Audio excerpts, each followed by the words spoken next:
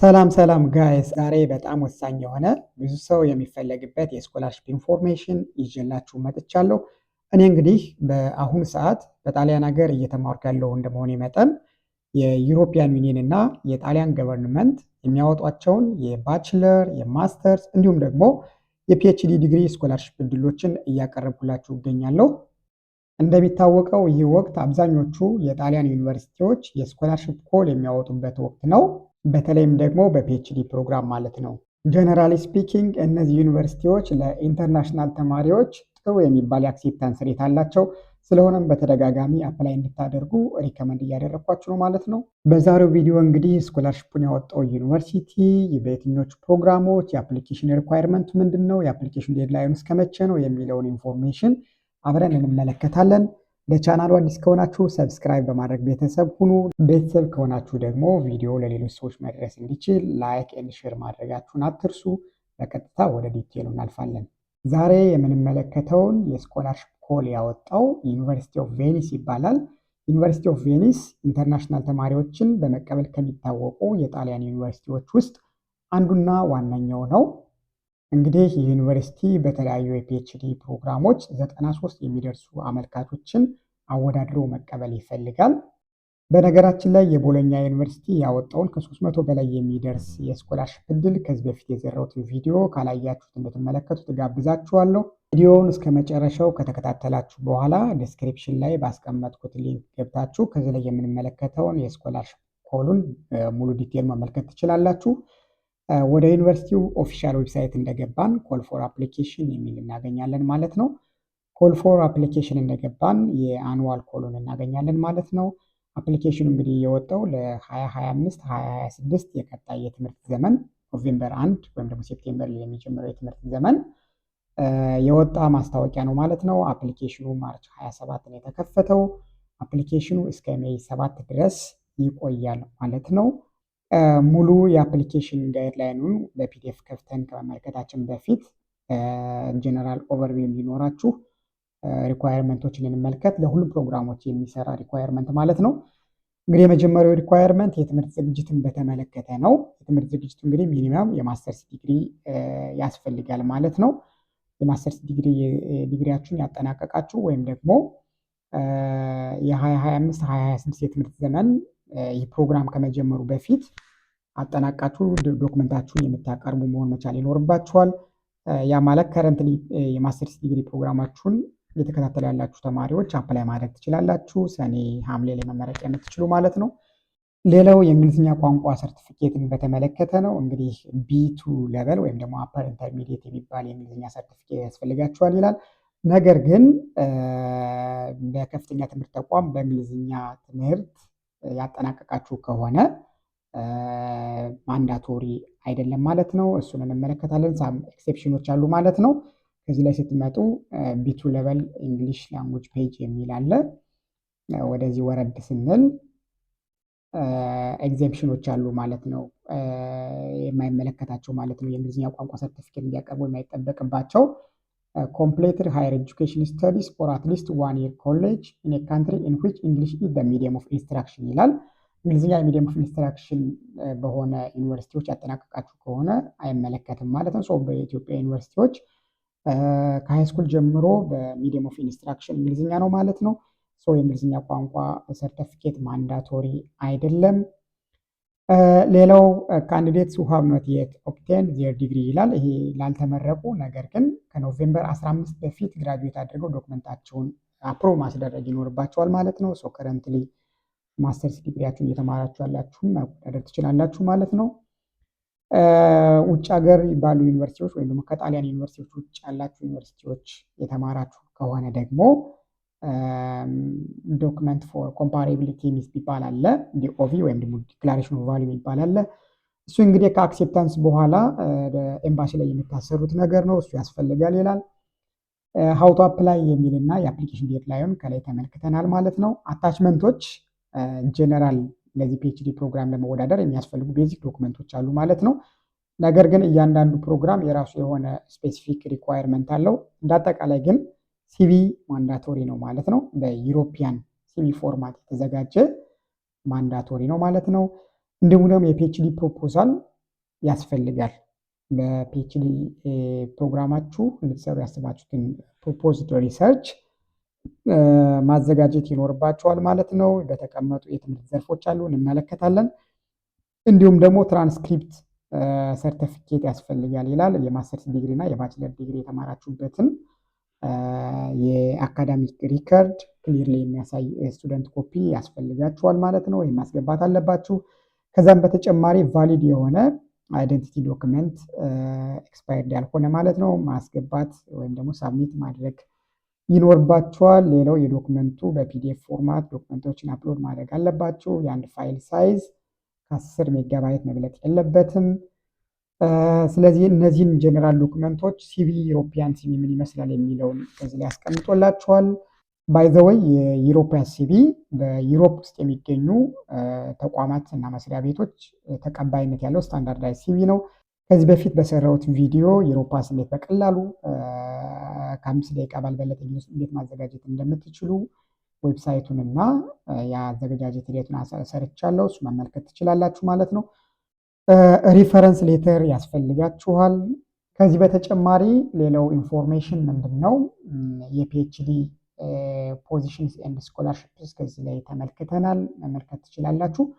እያንዳንዱ የትምህርት ዘርፍ የተቀመጠውን የስኮላርሽፕ መጠን በሰስቴናብል ኬሚስትሪ 8 ሰው ይፈለጋል። በሎው ማርኬት ኤንድ ፐርሰን 5 ሰው ይፈለጋል። በኢኮኖሚክስ 5 ሰው ይፈለጋል።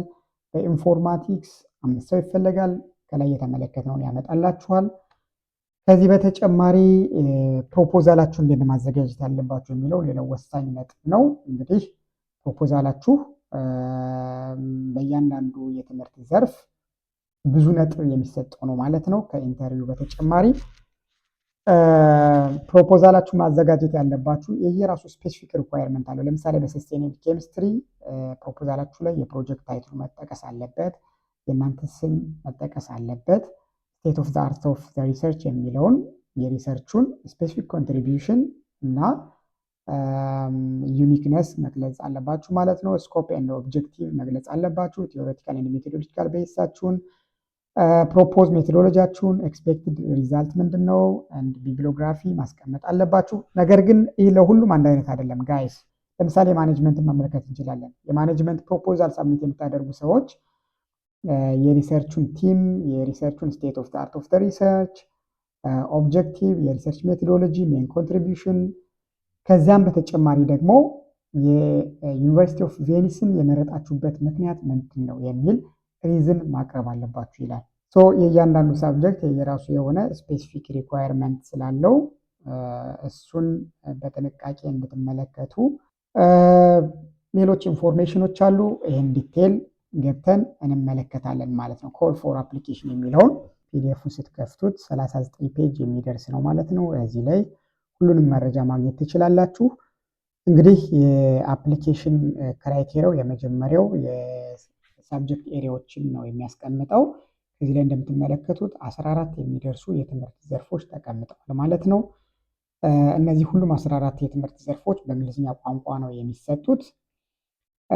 ሌላው አድሚሽን ሪኳየርመንቱ ከላይ እንደተመለከት ነው የማስተርስ ዲግሪ ሚኒመም ሪኳየርመንት ያስፈልጋል ማለት ነው። ከዚህ በተጨማሪ እያንዳንዱ የማስተርስ ፕሮግራም ሪኳየርመንት አታችመንት በዚህ ፒዲኤፍ መጨረሻ ላይ ተቀምጧል። እሱን እንመለከታለን። ከዚህም በተጨማሪ ኢኩቫለንስ ኮርስ ኢኩቫለንስ የሚባለው ውጭ ሀገር ከጣሊያን ዩኒቨርሲቲዎች ውጭ ያጠናቀቁ አመልካቾች ዲክላሬሽን ኦፍ ቫሊዩ ይባላል። ኤምባሲ ላይ የሚሰራ እሱን ሰርቲፊኬት ማሰራት ይኖርባችኋል። ወደፊት የሚመረቁ ግራጁዌቲንግ ተማሪዎች የማስተርስ ተማሪዎቹ ነው። ነገር ግን እስካሁን ያልተመረቁ ከሆነ መወዳደር ይችላሉ። እስከ ኖቬምበር 15 ድረስ ትምህርታቸውን አጠናቀው ዶክመንታቸውን ማቅረብ ይኖርባቸዋል ማለት ነው። እስከዚህ ነው ዴድላይኑ የሚቆየው። ከዚህም በተጨማሪ የቋንቋ ሰርቲፊኬትን በተመለከተ ነው። አትሊስት ቢ2 ሌቨል ያስፈልጋል ይላል። ሚዲየም ኦፍ ኢንስትራክሽን በእንግሊዝኛ ከሆነ ማቅረብ አይጠበቅባችሁም። ሌላው ሪኳየርድ ኳሊፊኬሽን ነው። ሲቪ ያስፈልጋል ብለናል። ከላይ እንደተመለከት ነው የፒኤችዲ ሪሰርች ፕሮፖዛል ያስፈልጋል። እንዲሁም ደግሞ ሰርቲፊኬት ሊስቲንግ ኤግዛምስ ኤንድ ግሬድስ ፍሮም ዩር ማስተርስ ዲግሪ፣ እያንዳንዱን በማስተርስ ዲግሪ የወሰዳችሁትን ኮርስ የሚያሳይ የኮርስ ሊስት ወይም ደግሞ ስቱደንት ኮፒ የሚባለው ትራንስክሪፕታችሁ ያስፈልጋል ማለት ነው። እሱም ማስገባት አለባችሁ ከሰርቲፊኬቱ በተጨማሪ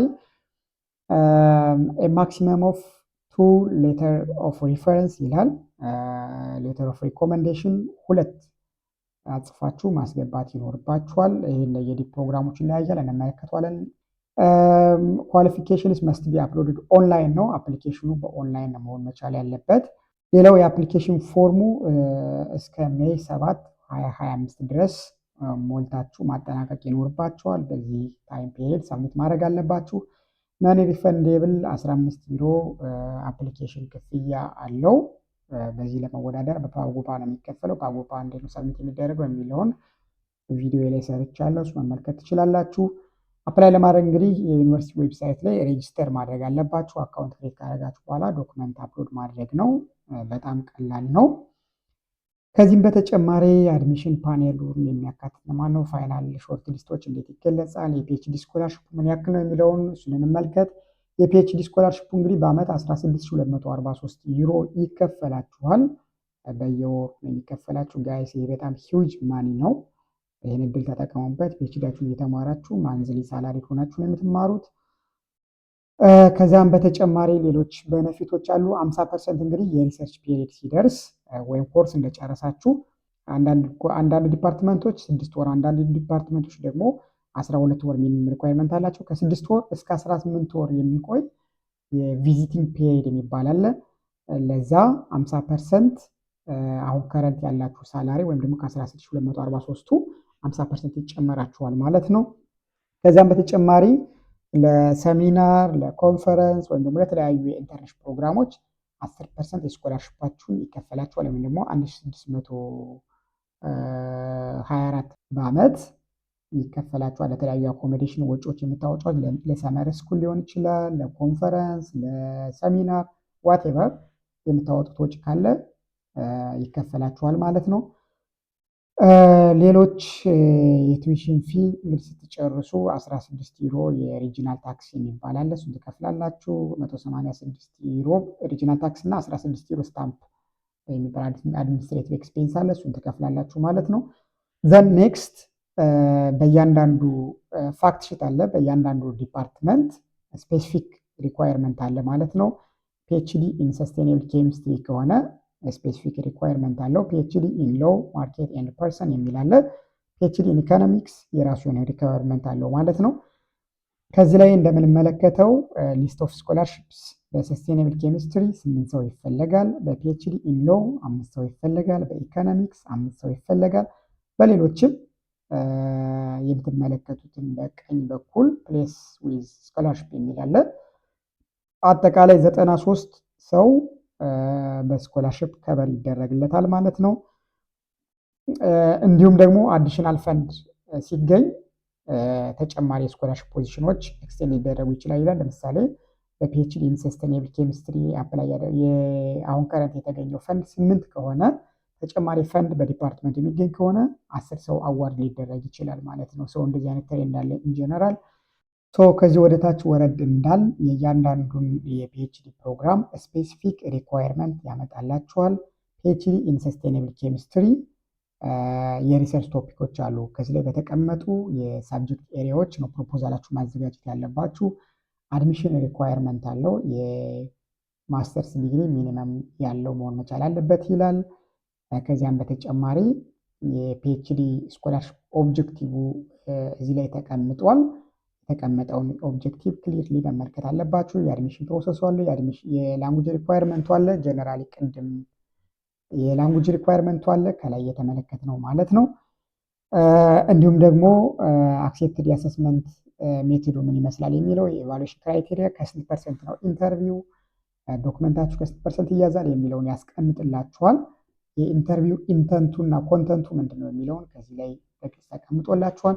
የሌሎችም የትምህርት ዘርፎች በተመሳሳይ ማለት ነው። በእያንዳንዱ የትምህርት ዘርፍ እየገባችሁ በእናንተ ኢንተረስት ማለት ነው የሪሰርች ቶፒኩን መመልከት አለባችሁ። እንዲሁም ደግሞ የአድሚሽን ሪኳየርመንቱን መመልከት አለባችሁ። ስፔሲፊክ የሪሰርች ቶፒክ ካለ ስፔሲፊክ የሪሰርች ቶፒክ መምረጥ አለባችሁ። ጀነራል በራሳችሁ ቶፒክ የምትወዳደሩ ከሆነ ደግሞ የራሳችሁን ቶፒክ ታስገባላችሁ ማለት ነው። ሶ እያንዳንዱ ፕሮግራም የራሱ የሆነ ሪኳየርመንት አለው ማለት ነው። እየገባችሁ የእናንተን ኢንተረስት እንድትመለከቱ ኢንቫይት አደርጋችኋለሁ ማለት ነው።